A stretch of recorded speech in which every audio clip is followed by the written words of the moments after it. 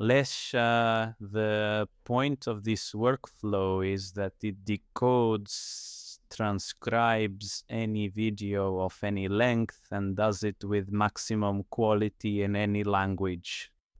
Multi-voice translation is free and very high quality. How does it work? Overall, I'll explain in parts. First, we receive a file from Google Docs. Then we go through everything for the first time, doing a technical transcription.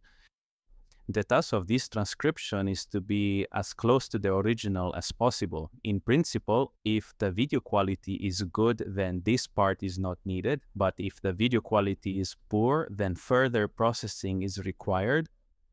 If we are working with a technical recording, the task is to improve the processing quality, adjust the ending. Maybe in the technical part, something was heard well, and there the neural network indicated what it heard, but the meaning of what the person said is clear. And here the neural network tries to understand the meaning and removes filler words. That is, all filler words remain here, and the unnecessary is removed. So it is done in 2 stages. It is also worth mentioning that this is how a video of any length is made. This is done by taking small pieces of video. That is, we process the video in 5-minute segments, a 5-minute processing cycle. So first we process for 5 minutes, then post-processing. We save the results in a Google Sheet and a final document. And then we save the processing of the previous cycle and start the cycle again, but we already have the results of the previous processing. Why is this needed? And then the new piece is processed again for 5 minutes. And the end of the previous processing is taken so that the neural network understands the context here, because phrases are cut and the neural network needs to understand the context. And that's why we take the end of the previous processing in this block. And so it gradually saves because we use small parts. We can process a video of any length. This indicated an error. So this is a workflow for videos with poor quality, and there is also a simpler workflow for videos with good quality. Basically, if the recording quality is good, because I experimented with a really terrible recording and it was processed very well, even what I can't hear, the neural network hears well. And if the initial quality is good, then just technical processing with result preservation is sufficient.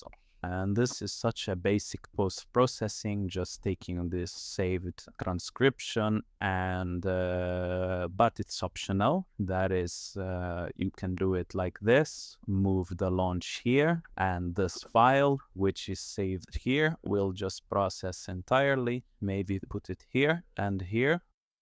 I'm always saying I'm doing it wrong. Mistakes. I meant that you can put it here, start from here. Regarding how I edit videos, I edit them separately, meaning this workflow processes the finished parts. For example, I have parts already cut and I edit them entirely in a neural network. I have, such a neural network. This probably doesn't concern the video part. I just give it the video and ask it to cut, and it edits the video for me however I want, does anything with it. And then I upload it to Google Drive. That's how it works. In principle, you can go through it a second time, analyzing each block. This is for those who want to implement it all. We work in the program N8N. I will not explain how to install it. That's not the point of this video. There are many videos online on how to install it. If you're interested, write in the comments. I will probably make a separate video. I will still make a separate video because I use this program for free. I guess I can also explain how I do it. Also, I will not explain in this video how to integrate with Google Drive, the Gemini neural network, or Google Sheets. I will make a separate video if you ask. I will just explain how this workflow works, what it does, how I receive files. So basically in this block, we insert a link and choose the settings. You can download this workflow in the description. Everything will already be set up. You will just need to connect your account and insert the link to your drive. By the way, this is very important. Yes, this is important. When you insert this link to your drive, you need to click here, share, and and set it so that anyone with the link can view, because sometimes it glitches, and this way it won't glitch. Here. Next, we collect here. That is, we first get the IDs in this form, and they sort of come automatically in random order. We filter them, so this block is needed to make them in a visible order because the video is processed sequentially. Next, we take the ID from here and make a link from it because we need the neural network to work with the video. And we create a link of the required type from the ID so that the neural network can work with it. Then we run it all in the neural network. There's a prompt here that I have fine-tuned for a long time. Well, I won't tell you how I made it, but it took a long time. We insert the link we generated here. Google has this thing where it really likes to return errors. Okay, not the point. So it says the service is unavailable, try again later. And for this, there is this small loop that waits. In case of an error, I set it to 20 seconds and tries again and keeps trying until it succeeds. In principle, this error handling is sufficient, but Google very often returns an error, so this loop runs frequently. Although here, as you can see, I processed an hour-long video and there wasn't a single error. But sometimes it arises. This block, it collects the context of the previous cycle. If there is a previous cycle, then during the first cycle, it will be empty here, right here. During the second cycle, it will be filled. Wait again, because again, well, it waits a little here. How much did I set? 5 seconds, just because Google doesn't like being heavily abused. And since I'm using all this for free, I set a wait so that Google doesn't complain too much about me using it heavily. Next comes repeated processing. Here, I first insert the previous context of the previous cycle, then insert the current context that needs to be processed, and then insert the system tasks that the neural network specifically needs to perform. By the way, here we use NOD, which is video processing, video analytics. Here we use a regular call, like a message to the neural network. So these are kind of different tasks. Then we save everything in a table. My table looks like this. Here.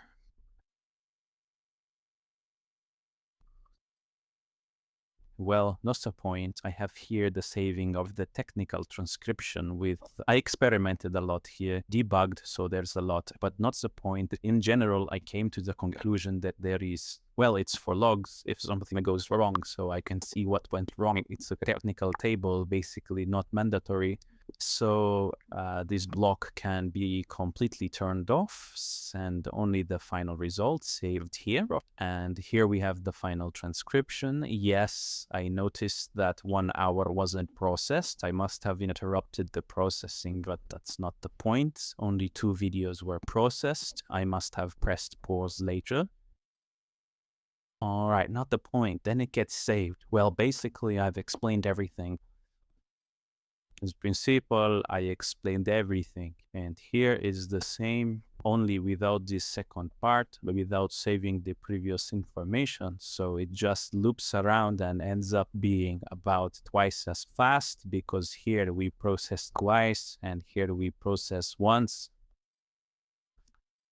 Here's the workflow. Please ask questions, write what you liked and what you didn't like about this workflow. I'm still playing around with it, and I kind of realized that it's a very good template, but actually there is still a lot that can be refined and improved. Now I will go over this in principle. I have an idea to make a series of videos where I will refine and update this workflow. Therefore, it also makes sense to subscribe. It's just interesting to see how I will refine this workflow to achieve a better result. So what can be improved? First, the prompts. The initial workflow was tailored for a very specific video. So this workflow needs to be tested on different videos of various formats. And I kind of solved this by creating different prompts. For example, the first one, my prompts was made for a Zoom meeting with two speakers. It was very important for me that the speakers were distinguishable, that there was a multi-voice recording, and that the speakers were identified very accurately. For me, well, that was important to me. Second, here I have a transcription of a video lesson. This is a completely different format. There is one speaker and there is a screen recording. So if in the first video what they say is more important, what happens around is not as important. Here, what happens on the screen and the connection with what the speaker says is more important to me.